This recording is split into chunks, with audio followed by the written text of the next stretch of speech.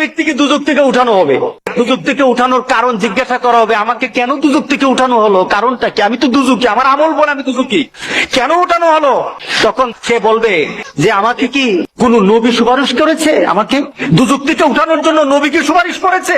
ফেরেশতারা বলবে না, নবী করে নাই। কে করেছে? কোন আল্লাহওয়ালা ব্যক্তি, কোন দিনদার ব্যক্তি, আপনার পছন্দের মানুষ কেউ আমার জন্য সুপারিশ করেছে? তো না, সেও করে নাই। তাহলে কি আমার মা বাবা? না, তোমার মা বাবা না। তোমার পরিবার পরিজন? না না, তোমার পরিবার পরিজন না। তোমার নিকুটের মানুষ? না না, তোমার নিকুটের মানুষ না। তোমার একটা বন্ধু ছিল, তুমি তাকে চিন্তা, তার একটা সম্পর্ক ছিল তোমার সাথে, কিন্তু সে যে চরিত্রের ছিল তুমি সে চরিত্রের ছিল না, কিন্তু সে তোমার মহব্বত করতো, সে তোমাকে ভালোবাসতো, তোমার সাথে তার একটা চলাফেরা ছিল। সে জান্নাতে চলে গেছে আর তুমি দুজকে। সে জান্নাতে তোমাকে খুঁজতেছিল, আমার বন্ধু কোথায়, আমার বন্ধু কোথায়, সে খুঁজতেছিল তোমাকে। তখন আল্লাহকে বলেছে, আল্লাহ আমার বন্ধু কোথায়? তোর বন্ধু তো দুজকে, তোর বন্ধু তো দুজকে। তখন আল্লাহর কাছে বলবে, মাবুদ আমি তো বন্ধু ছাড়া থাকতে পারবো না, আল্লাহু আকবার, আমি আমার বন্ধু ছাড়া থাকতে পারবো না, আমার বন্ধুকে আমি চাই। আখিরাতে জান্নাতীরা আপনার কাছে যা দাবি করবে তাই আল্লাহ দিয়ে দিবেন।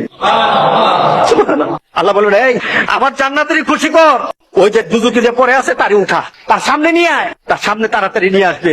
তখন ফেরেশতাদেরকে বলবে, আমাকে কে আনলো, কে আনলো? সে প্রশ্ন করবে, আমাকে কে আনলো? ওই যে তোমার একটা দুনিয়াতে বন্ধু ছিল, সে নামাজ পড়তো, সে দিনদারি ছিল, সে আল্লাহওয়ালা ছিল, তোমার জন্য ভালো চিন্তা করতো, কোনোদিন খারাপ চিন্তা করতো না, তোমার জন্য শুধু দুনিয়ার চিন্তা করতো না, আখিরাতের চিন্তা করতো। সে দুনিয়ার চিন্তা করে তোমাকে বন্ধু পেয়েছে, আখিরাতে তোমাকে বন্ধু পেয়ে সেখানে পাওয়ার জন্য কথা বলেছে। আল্লাহ সুবহানাহু ওয়া তাআলা তোমার বন্ধুর সুপারিশ আজকে তোমাকে দুজক থেকে জান্নাতি করে দিয়েছে।